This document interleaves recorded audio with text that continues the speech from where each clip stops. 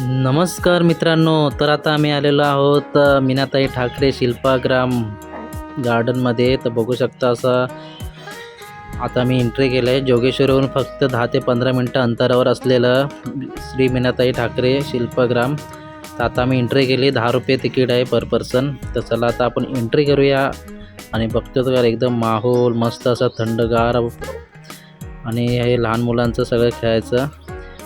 आणि बघू शकतो इथे मॅप वगैरे दिलं आहे. त्या मॅपप्रमाणे आपण फिरू शकतो छान असं. आणि इथे लहान पोरांचं खेळायचं वगैरे मस्तपैकी. आणि ह्या जुन्या गोष्टी आपल्याला कधी बघायला भेटत नाही, तर इकडे बघू शकता तुम्ही वेगवेगळ्या प्रकारच्या कला संस्कृती सगळे वेगवेगळ्या पद्धतीने बघायला भेटतात आपल्याला.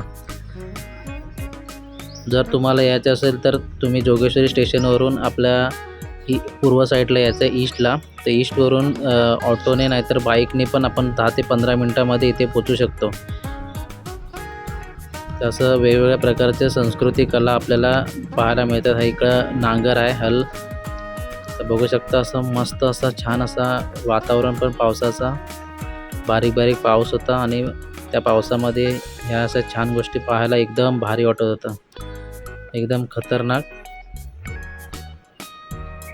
आणि हा बघा कारंजा म्हणजे तुम्हाला थोडंसं काळ होईपर्यंत थांबावं लागेल 7 वाजेपर्यंत, तेव्हा हे बघायला भेटतं. आणि गाणं बिणं मस्त एकदम जोरदार लावलेलं असतं.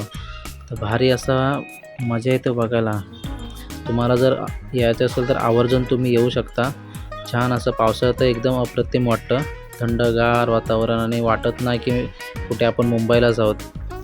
हे असे बघा कला संस्कृती असं हुबेहूब आपले जसे ओरिजिनल वाटतात असं उभ्या केलेल्या आहेत. आणि चला तर आता मी निघतो आहे. पाऊस तर जोरात वाढत चालला आणि भेटूया आपण नेक्स्ट व्हिडिओमध्ये. असंच वगैरे करत राहा आणि सबस्क्राईब नक्की करा.